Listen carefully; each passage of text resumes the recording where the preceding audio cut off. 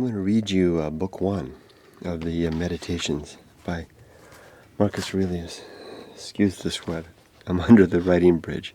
It's 110 degrees here in the Mojave Desert. Whew. So I'm a little delirious, so forgive me if I stumble. A delirious read.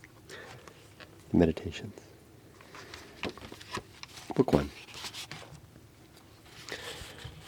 From my grandfather, Verus, I learned good morals and the government of my temper. From the reputation and remembrance of my father, modesty and a manly character. From my mother, piety and beneficence and abstinence, not only from evil deeds, but even from evil thoughts, and further, simplicity in my way of living, far removed from the habits of the rich.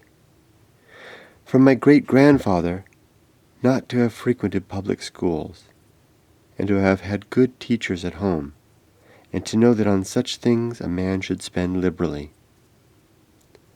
From my governor, to be neither of the green nor of the blue party at the games in the circus, nor a partisan either of the Parmularius or the Scutarius at the gladiators' fights.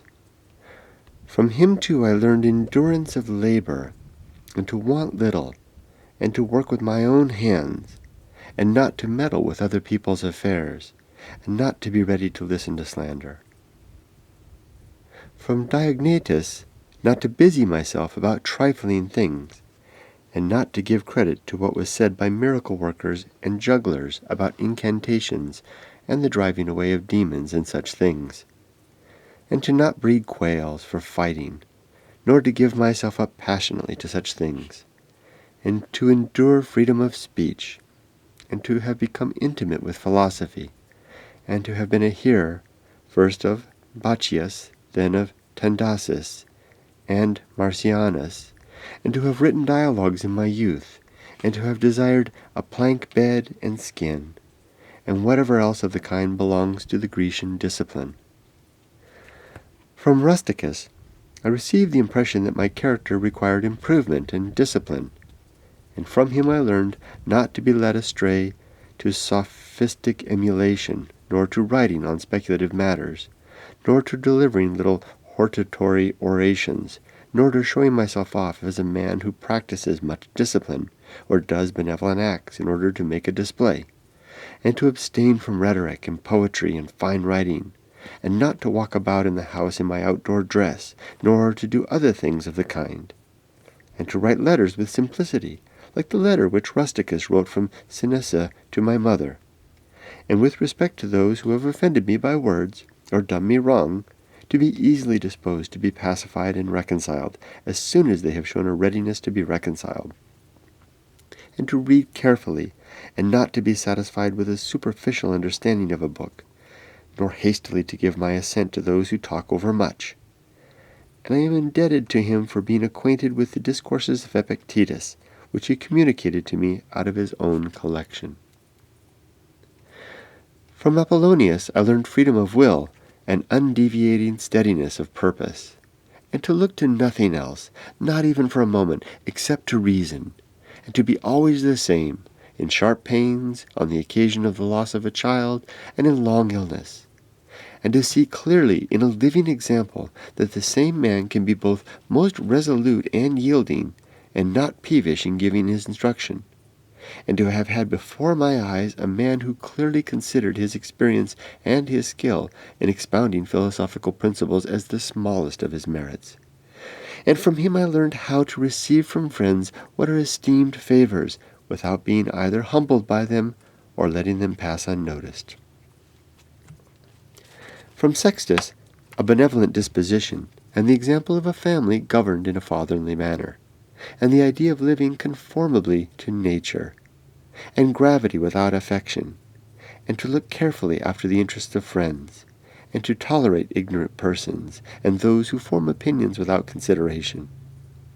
He had the power of readily accommodating himself to all, so that intercourse with him was more agreeable than any flattery, and at the same time he was most highly venerated by those who associated with him, and he had the faculty both of discovering and ordering in an intelligent and methodical way the principles necessary for life.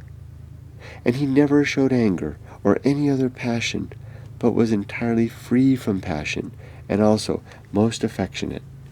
And he could express approbation without noisy display, and he possessed much knowledge without ostentation.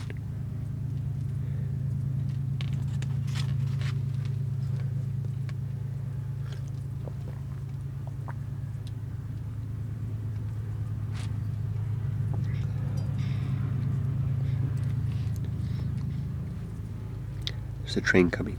Let's let the locomotives pass. We'll hear four horn honks. 3 long, 1 short. Third is short.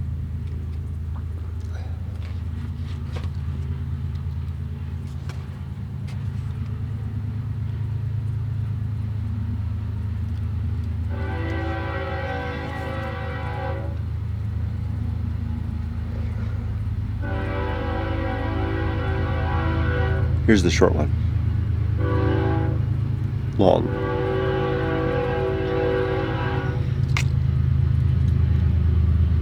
Let's let it go a little further.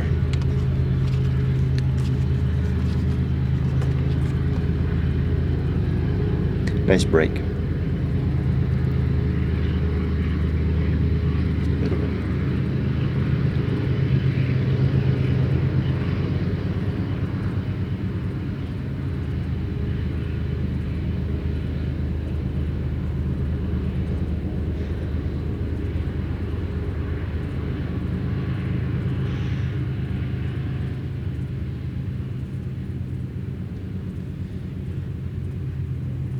Here we go. From Alexander the grammarian, to refrain from fault-finding, and not in a reproachful way to chide those who uttered any barbarous or solistic or strange-sounding expression, but dexterously to introduce the very expression which ought to have been used, and in the way of answer or giving confirmation, or joining in an inquiry about the thing itself, not about the word, but by some other fit suggestion. From Fronto I learned to observe what envy and duplicity and hypocrisy are in a tyrant, and that generally those among us who are called patricians are rather deficient in paternal affection. From Alexander the Platonic, not frequently nor without necessity to say to anyone or to write in a letter that I have no leisure, nor continually to excuse the neglect of duties required by our relation to those with whom we live, by alleging urgent occupations. From Catullus, not to be indifferent when a friend finds fault, even if he should find fault without reason, but to try to restore him to his usual disposition, and to be ready to speak well of teachers, as it is reported of Phitus and Anthedotus, and to love my children truly. I don't think I did that last paragraph good. Let's try that again. First, I might sneeze. Struggle with a name sometimes. From Catullus, not to be indifferent when a friend finds fault, even if he should find fault without reason, but to try to restore him to his usual disposition, and to be ready to speak well of my teachers, as it is reported of Domitius and Athenotus, and to love my children truly. From my brother, Severus, to love my kin, and to love truth, and to love justice. And through him I learned to know Thrasea, Helvidius, Cato, Dion, Brutus. And from him I received the idea of a polity in which there is the same law for all, a polity administered with regard to equal rights and equal freedom of speech, and the idea of a kingly government which respects most of all the freedom of the governed. I learned from him also consistency and undeviating steadiness in my regard for philosophy, and a disposition to be good, and to give to others readily, and to cherish good hopes, and to believe that I am loved by my friends. And in him I observed no concealment of his opinions with respect to those whom he condemned, and that his friends had no need to conjecture what he wished or did not wish, but it was quite plain. From Maximus I learned self-government, and not to be led aside by anything, and cheerfulness in all circumstances, as well as in illness, and a just admixture in the moral character of sweetness and dignity, and to do what was set before me without complaining. I observed that everybody believed that he thought as he spoke. And that in all that he did, he never had any bad intention. And he never showed amazement and surprise, and was never in a hurry, and never put off doing a thing, nor was perplexed nor dejected. Was he ever passionate or suspicious? He was accustomed to do acts... I don't like that one. Let me try that again. I read it wrong. I observed that everybody believed that he thought as he spoke, and that in all he did he never had any bad intention. And he never showed amazement and surprise, and was never in a hurry, and never put off doing a thing, nor was perplexed nor dejected, nor did he ever laugh to disguise his vexation, nor, on the other hand, was he ever passionate or suspicious. He was accustomed to do acts of beneficence, and was ready to forgive, and was free from all falsehood. And he presented the appearance of a man who could not be diverted from right, rather than a man who had been improved. I observed, too, that no man could ever think that he was despised by Maximus, or ever venture to think himself a better man. He had also the art of being humorous in an agreeable way. In my father I observed mildness of temper, and unchangeable resolution in the things which he had determined after due deliberation, and no vainglory in those things which men call honors, and a love of labor and perseverance, and a readiness to listen to those who had anything to propose for the common weal, and undeviating firmness in giving to every man according to his deserts, and a knowledge derived from experience of the occasions for vigorous action and for remission. And I observed that he had overcome all passion for boys, and he considered himself no more than any other citizen. And he really, And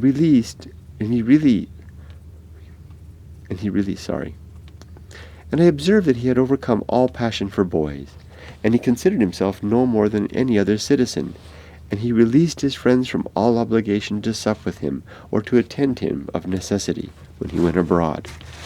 And those who had failed to accompany him, by reason of any urgent circumstance, always found him the same. I observed, too, his habit of careful inquiry in all matters of deliberation, and his persistency, and that he never stopped his investigation, though being satisfied with appearances which first present themselves, and that his disposition was to keep his friends, and not to be soon tired of them, nor yet to be extravagant in his affection, and to be satisfied on all occasions, and cheerful, and to foresee things a long way off, and to provide for the smallest without display, and to check immediately popular applause and all flattery, and to be ever watchful over the things which were necessary for the administration of the empire, and to be a good manager of the expenditure, impatiently to endure the blame which he got for such conduct. And he was neither superstitious with respect to the gods, nor did he court men by gifts, or by trying to please them, or by flattering the populace. But he showed sobriety in all things and firmness, and never any mean thoughts or action, nor love of novelty. And the things which conduce in any way to the commonality of life, and of which fortune gives an abundant supply, he used without arrogance and without excusing himself, so that when he had them, he enjoyed them without affection. And when he had them not, he did not want them. No one could ever say of him that he was either a sophist, or a homebred flippant slave, or a pedant. But everyone acknowledged him to be a man ripe, perfect, above flattery, able to manage his own and other men's affairs, Besides this, he honored those who were true philosophers, and he did not reproach those who pretended to be philosophers, nor yet was he easily led by them. He was also easy in conversation, and he made himself agreeable without any offensive affectation. He took a reasonable care of his body's health, not as one who was greatly attached to life, nor out of regard to personal appearance, nor yet in a careless way, but so that, through his own attention, he very seldom stood in need of the physician's art, or of medicine or external applications. He was most ready to give way without envy to those who possessed any particular faculty, such as that of eloquence, or knowledge of the law and or of morals, or of anything else. And he gave them his help, that each might enjoy reputation according to his deserts. And he always acted conformably to the institutions of his country, without showing any affectation of doing so. Further, he was not fond of change, nor unsteady, but he loved to stay in the same places, and to employ himself about the same things. And after his paroxysms of headache, he came immediately fresh and vigorous to his usual occupations. His secrets were not but very few and very rare, and these only about public matters. And he showed prejudice and economy in the exhibition of the public spectacles, and the construction of public buildings, his donations to the people, and in such things. For he was a man who looked to what ought to be done, not to the reputation which is got by a man's acts. He did not take the bath at unseasonable hours. He was not fond of building houses, nor curious about what he ate, nor about the texture and color of his clothes, nor about the beauty of his slaves. His dress came from Lorium, his villa was on the coast, and from Lanavium generally. We know how he behaved to the toll-collector at Tusculum, who asked his pardon, and such was all his behavior. There was in him nothing harsh, nor implacable, nor violent, nor, as one may say, anything carried to the sweating point.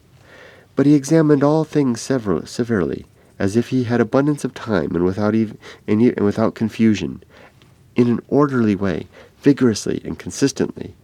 And that might be applied to him, which is recorded of Socrates, that he was both able to abstain from and to enjoy those things which many are too weak to abstain from, and cannot enjoy without excess. But to be strong enough both to bear the one and be sober in the other is the mark of a man who has a perfect and invincible soul, such as he showed in the illness of Maximus. To the gods I am indebted for having good grandfathers, good parents, a good sister, good teachers, good associates, good kinsmen and friends, nearly everything good. Further, I owe it to the gods that I was not hurried into any offense against any of them, though I had a disposition which, if opportunity had offered, might have led me to do something of this kind. But through their favor, there never was such a concurrence of circumstances as put me to the trial. Further, I am thankful to the gods that I was no longer brought up with my grandfather's concubine, and that I preserved the flower of my youth, and that I did not make proof of my virility before the proper season, but even deferred the time that I was subjected to a rule, Furthermore, comes a car. Further, I am thankful to the gods. Oh, by the way, I'm under a bridge, under Route 66. Further, I am thankful to the gods that I was not longer brought up with my grandfather's concubine, and that I preserved the flower of my youth, and that I did not make proof of my virility before the proper season, but even deferred the time, that I was subjected to a ruler and a father who was able to take away all pride from me, and to bring me to the knowledge that it is possible for a man to live in a palace without wanting either guards, or embroidered dresses, or torches and statues, and such like show, but that it is in such a man's power to bring himself very near to the fashion of a private person, without being for this reason either meaner in thought or more remiss in action, with respect to the things which must be done for the public interest, in a manner that befits a ruler. I thank the gods for giving me such a brother who is able, by his moral character, to rouse me to vigilance over myself, and who at the same time pleased me by his respect and affection, that my children have not been stupid nor deformed in body, that I did not make more proficiency in rhetoric, poetry, and the other studies in which I should perhaps have been more completely engaged. If I had seen that I was making progress in them, if I had seen... Start that again. I thank the gods for giving me such a brother who is able by his moral character to rouse me to vigilance over myself, and who, at the same time, pleased me by his respect and affection, that my children have not been stupid nor deformed in body, that I did not make more proficiency in rhetoric, poetry, and other studies, in which I should perhaps have been completely engaged, if I had seen that I was making progress in them, that I made haste to place those who brought me up in the station of honor, which they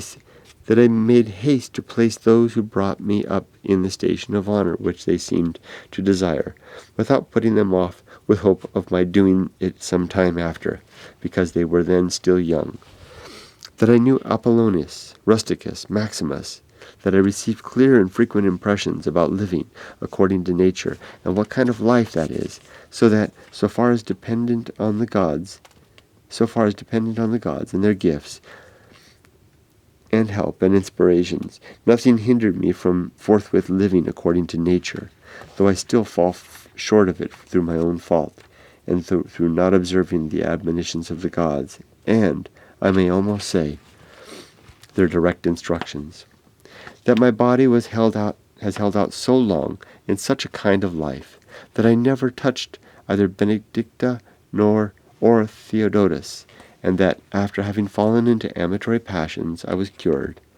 And though I was often out of humor with Rusticus, I never did anything of which I had occasion to repent. That, though it was my mother's fate to die young, she spent the last years of her life with me. That, whenever I wished to help any man in his need, or on any other occasion, I was never told that I had not the means of doing it. And that to myself the same necessity never happened, to receive anything from another, that I have such a wife, so obedient and so affectionate and so simple, that I have had abundance of good masters for my children, and the remedies have been shown to me by dreams, both others and against blood-spitting and giddiness, and that when I had an inclination to philosophy, I did not fall into the hands of any sophist, and that I did not waste my time on writers of histories, or in the resolution of syllogisms, or occupy myself about the investigation of appearances in the heavens, for all these things require the help of the gods and fortune, among the quadi, at the granula. Ooh. Yes, heat. While I'm sitting here, 2 jackrabbits came and popped under the bridge. Let's turn around and take a look. That's the fierce desert out there right now.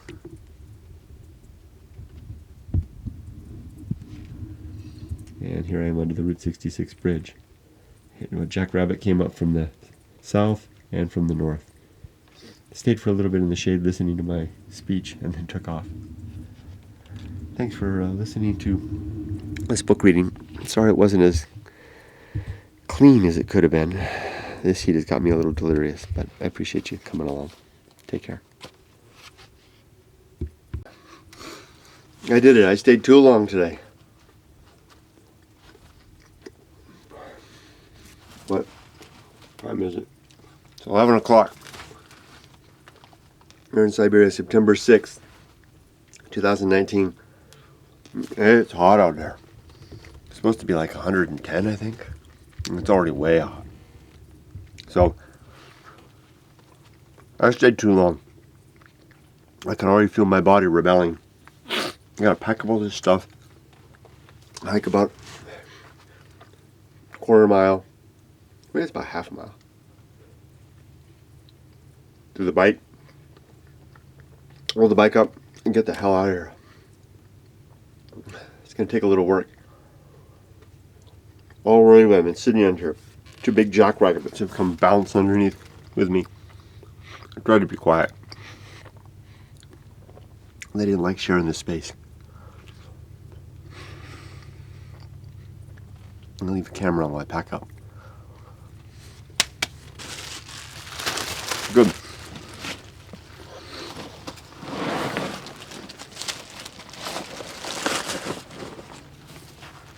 Move it over here, you can see what I do.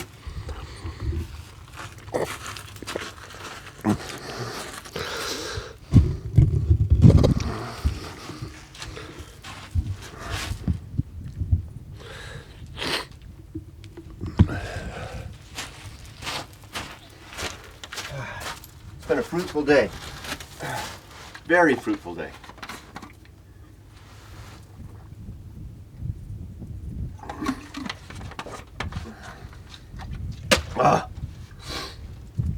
See, salt pills I'm taking. Taking another one right now. Probably taking too many.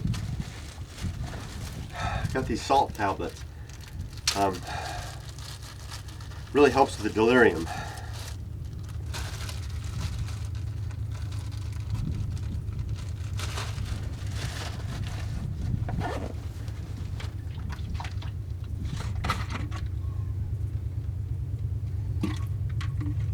Although in fact I kind of like losing my mind out here.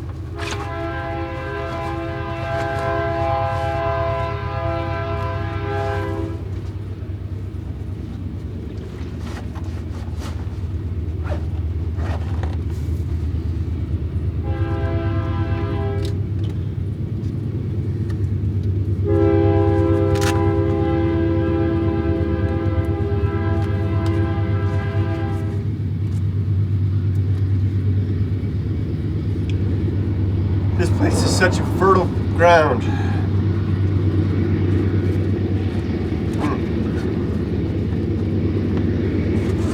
It's taken me about a year, more than a year actually, to make the transition from going alone to the good life.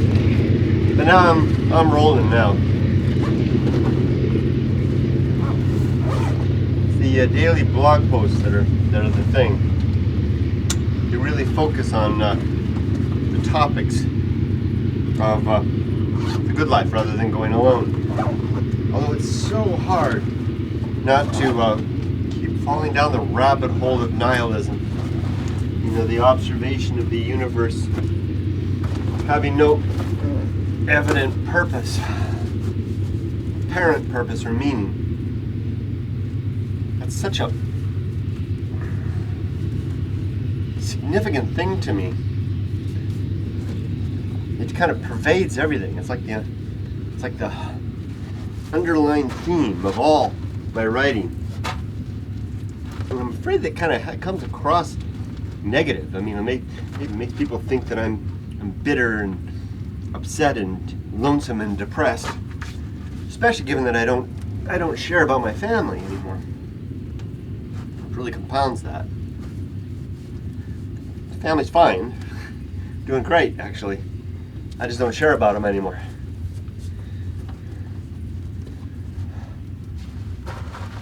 That's kind of a consequence of realizing that a lot of what I was doing on social media before was a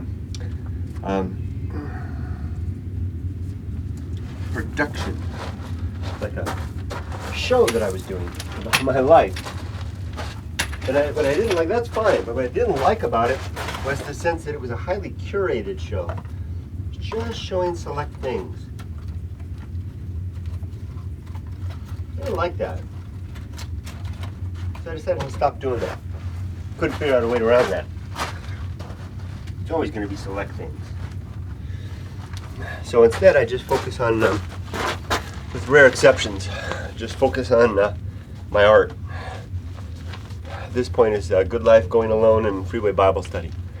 And with that, I think I'm ready to go. Chair stays here. That's all bundled up. Oh, let me grab my keys, put them in my pocket while I can. So they'll be ready. I want to limit the amount of time that I'm actually going to have to spend out there in the sun by the bike, getting everything ready to go. I think I got it just about really parse down my pack. It's a lot less stuff than it was before. Put these things away. I was carrying around way too much stuff. Hopefully I'm ready to start doing some deep desert hiking this winter. I need some cold weather clothes. I reconnoitered a new place to park the bike. I'm gonna have a new camp soon. But I gotta overcome a mechanical problem I had with the bike. I'm ready to do it. Let's get the hell out of here. Let's get the heck out of here. Let's get the heck out of here safely. I'm no jackrabbit. I just saw a big shadow go by. What is that?